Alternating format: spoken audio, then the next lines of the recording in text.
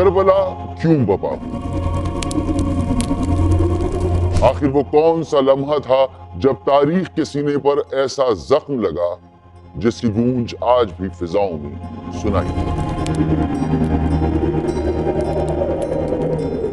ایسا کیوں ہے کہ 1400 سال گزرنے کے باوجود یہ واقعہ انسانیت کو جھنجھوڑتا ہے، رلاتا ہے اور سوال اٹھاتا ہے کہ کیا یہ صرف مظلومیت کی ایک داستان ہے یا پھر ان آنسوؤں ماتمی صداؤں کے پیچھے ایک ایسی گہری حقیقت دفن ہے جس پر اسلام کی بقا، امت کی حیات اور حق و باطل کی واضح لکیر کھینچی گئی۔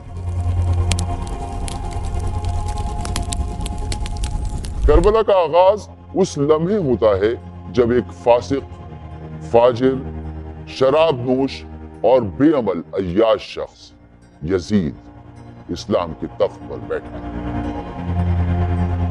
دین کا چہرہ بگاڑنے کی سازش منظم انداز میں شروع ہو چکی تھی اور سچائی کو خاموش کروانے کے لیے طاقت، دربار اور زر استعمال ہونے لگا تھا۔ یہ وہ وقت تھا جب اہل حق کے سامنے دو راستے تھے، خاموشی اختیار کرنا یا قیام کرنا۔ اور مدینے کی خاموش فضاؤں میں سب سے پہلے جس گھرانے میں یہ طوفان دستک دینے آیا وہ رسول اللہ صلی اللہ علیہ وآلہ وسلم کے نواسے اور امام حسین علیہ السلام کا گھر تھا۔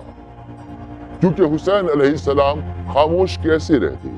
وہ صرف نواسے رسول نہیں تھے، وہ دین مصطفیٰ کے وارث تھے۔ وہ جانتے تھے کہ اگر آج خاموشی اختیار کی گئی تو کل اسلام صرف نام کا رہ جائے گا۔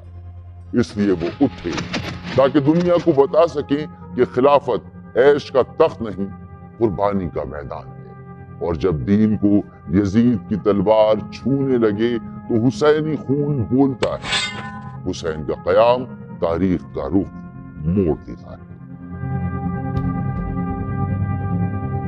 کوفہ کا گورنر مغیرہ بن شیبہ وہ پہلا شخص تھا جو امیر معاویہ کو اس بات پر قائل کرنے میں کامیاب ہوا کہ اپنی زندگی میں ہی یزید کی ولی عہدی کا اعلان کرے۔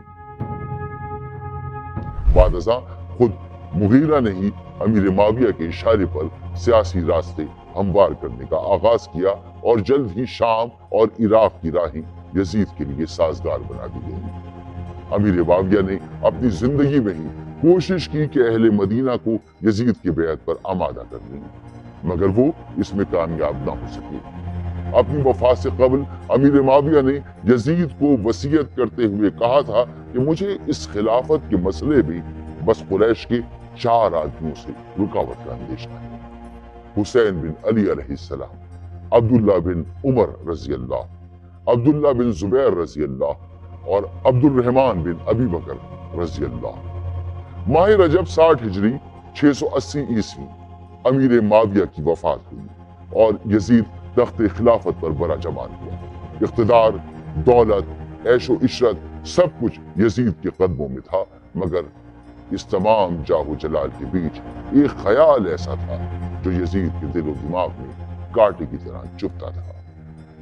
وہ ان چند افراد کا انکار تھا جنہوں نے یزید کی بیعت سے صاف انکار کر دیا تھا، اور ان میں سب سے بلند نام، سب سے مؤثر آواز حسین ابن علی علیہ السلام کی تھی۔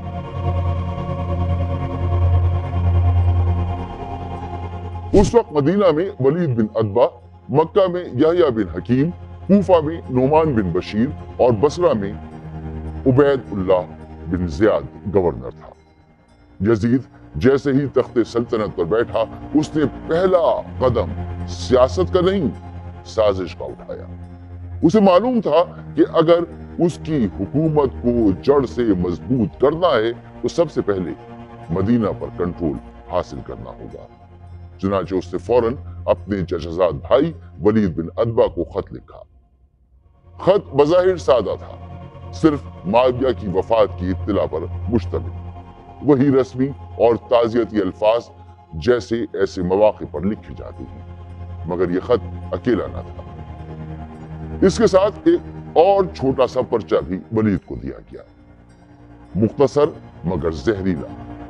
खामोश लेकिन फैसला कुन, जिसका मजमून ये था कि हुसैन इब्न अली अलैहिस्सलाम अब्दुल्ला बिन उमर रजी अल्लाह और अब्दुल्ला बिन जुबैर रजी अल्लाह को बैत पर सख्ती से मजबूर करो और बैत लिए बगैर उन्हें जरा भी मौका ना दो, बस सलाम। यह हुक्म यजीद की फितरत, उसके खौफ और उसकी सोच की अक्कासी करता था, मगर उसे यह अंदाजा ना था कि जिस हुसैन अलैहिस्सलाम को वो बैत पर मजबूर करना चाहता है वो सिर्फ मदीना या मक्का का वासी नहीं बल्कि हक और बातिल के दरमियान एक लकीर खींचने वाला है। यजीद का हुक्म अगरचे वाज़े और सख्त था कि हुसैन अलैहिस्सलाम को बैत पर मजबूर किया जाए और अगर वो इनकार करे तो मोहलत ना दी जाए, लेकिन ये फैसला वलीद जैसे शख्स के लिए आसान ना था। वो इमाम हुसैन अलैहिस्सलाम की अजमत और शख्सियत से वाकिफ था। वलीद ने मरवान बिन हकम से मशवरा किया। मरवान सियासी चालू का पुराना खिलाड़ी था, मौके को फौरन भांप गया।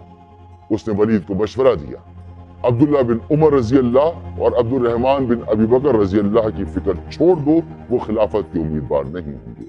असल खतरा है हुसैन बिन अली अलैहिस्सलाम और अब्दुल्ला बिन जुबैर रजी अल्लाह से। इन दोनों को अभी के अभी पाबंद कर दो। फिर इसने निहायत खतरनाक मशवरा दिया, उन्हें फौरन बुलाओ और यजीद की बैत का मुतालबा करो, इससे पहले कि मुआविया की वफात की खबर मदीने में फैल जाए। अगर वो बैत ना करे तो कत्ल कर दो। ये लम्हा एक फैसला कुन मोड़ था। मदीने की फिजाओं में साजिश की खामोश गूंज सुनाई देने लगी थी। वलीद को अच्छी तरह अंदाजा था कि मरवान के मशवरे पर अमल करना आसान नहीं। इस कशमकश में वलीद ने फौरी तौर पर एक कमसिन नौजवान को मस्जिद नबवी भेजा, जहां इस वक्त इमाम हुसैन अलैहिस्सलाम और अब्दुल्ला बिन जुबैर रजी अल्लाह मौजूद थे। पैगाम सादा था मगर गंभीर। अमीर ने आपको बुलाया है। यह बुलाने का वक्त गैर मामूली था। वलीद इस वक्त आम तौर पर किसी से मुलाकात नहीं करता था।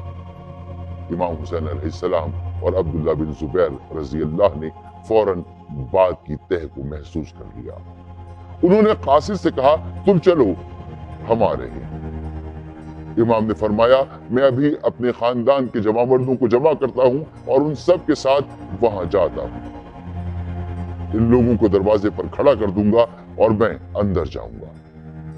अब्दुल्ला बिन जुबैर ने कहा, मुझे इसमें आपकी जान का अंदेशा है, कहीं आप कत्ल ना कर दिए जाएं। ये लम्हा सिर्फ एक मुलाकात का नहीं था बल्कि वो मोड़ था जहां तारीख खामोशी से करवट ले रही थी। जुल्म की सियासत बेकरारी से वार करने को तैयार थी और हक सब्र और हिकमत से अपना चिराग थामे खड़ा था।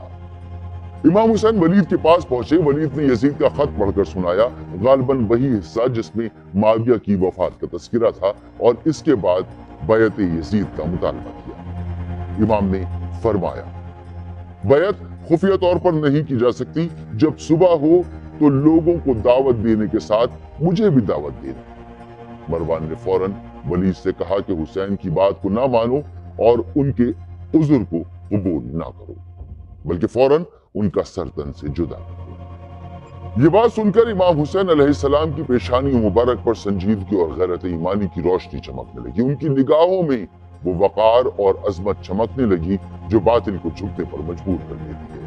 उन्होंने निहायत पुरअज़्म और पुरजलाल लहजे में कहा कि क्या मजाल है तेरी या वलीद की जो मुझे कत्ल करे। गलत कहा तुमने, बाखुदा और गुनहगार हुआ। इसके बाद वलीद की जानिब मुखातिब होकर फरमाया, ऐ हाकिम मदीना, मुझ जैसा शख्स यजीद जैसे की बैत कभी नहीं कर सकता। ये फरमाकर आप बाहर निकल आए और अपने असहाब के साथ घर वापस तशरीफ ले गए।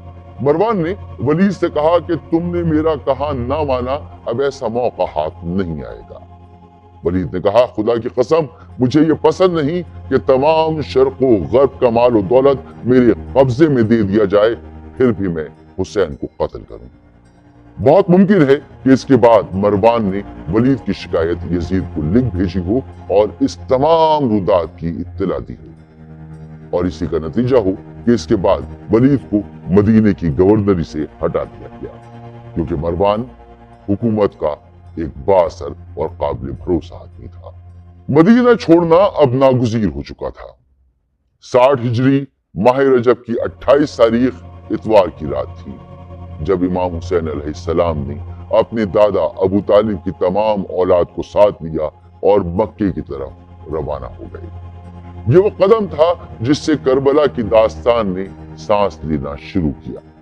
ये वो सफर था जो बज़ाहिर मक्के की तरफ था, मगर हकीकत में वो सफर था जो रहती दुनिया तक हक, कुर्बानी और उसूलों की पहचान बनने वाला था।